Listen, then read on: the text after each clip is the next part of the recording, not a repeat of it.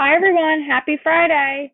So for ELA today, your assignment is to read the Rebirth passage of Snow Day Fever, and then you are going to be answering the comprehension questions to it.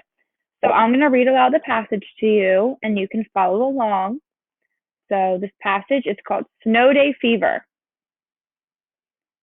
Snow stuck to Ned's window in bunches like clumps of cotton in washing machine's lint trap. The sun was coming up slowly, and the sky had a strange reddish-purple tinge that could only mean one thing: a snow day. Ned East opened his window, coughing from the effort, and stuck a ruler into the powder. 4 inches, he said. 4! As he said it, he heard cheers from downstairs. The school superintendent must have a ruler too, he thought.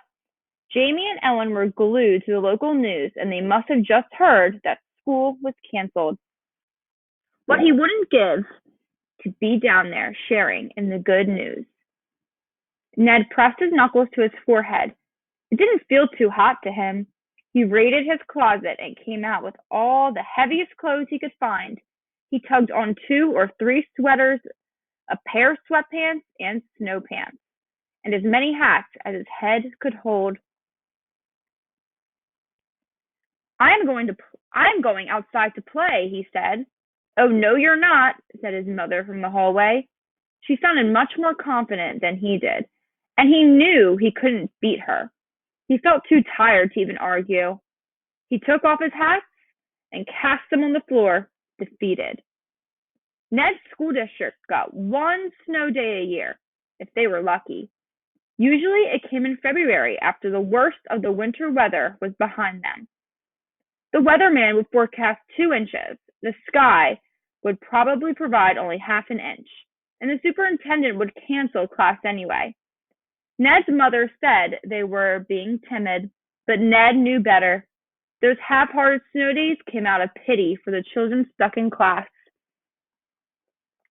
Even the superintendent was a child once, and he knew how important a snow day could be. It's not often that the whole world decides to take a break, that even grown-ups go out and play, that children are called crazy if all they want to do is stay inside. A snow day is a rare and beautiful thing, something special, something not to be missed. Unless you have a temperature of 103 degrees. 102.7, Mom. It's only 102.7. I'm rounding up. That's math class talk. I don't have to go to school today. No math. Fine. No math and no sweatpants either. Get back in your bed and eat your soup. Soup for breakfast? Soup for sick kids. I feel fine, Mom, really. I can go out and play just for a little while. You don't look fine. You're clammy. You're sweating. Probably because of all the soup I've had to eat. Eat up, Ned, and get some sleep. I'll be back later. I'm taking Jamie and Ellen to the park. Ned watched his little brother and sister squeeze into their snow gear and waddle out the front door. He choked down his soup, burning his tongue to spite his mother.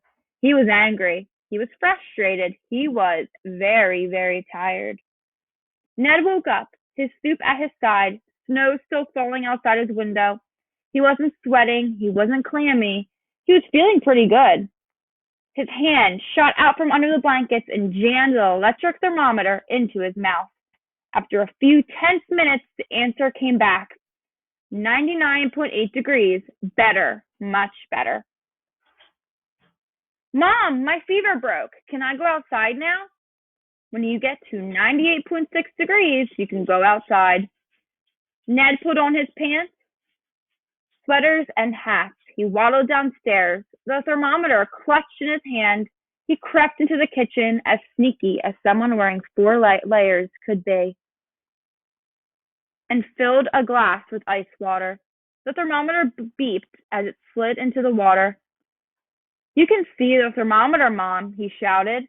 I'm in the kitchen. 98.6 right on the nose. Ned heard his mother coming down the hall. The thermometer wasn't finished taking a reading yet, but there wasn't time to wait. He jammed it into his mouth just as she came around the door. It beeped. Finished, and he handed it to her. See, he said. Oh dear. Oh dear, Ned. We have to get you to the hospital. What? The digital display told the story. Ned had a temperature of 48.7 degrees, cold enough to be legally dead.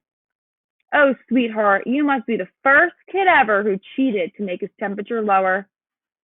Defeated, Ned started tugging off his hat till he felt his mother's hand stop him. Let's go outside, she said. Burl-eye, that lousy, you deserve a 15-minute snowball fight.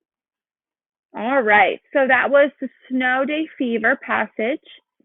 So you are going to have comprehension questions to answer.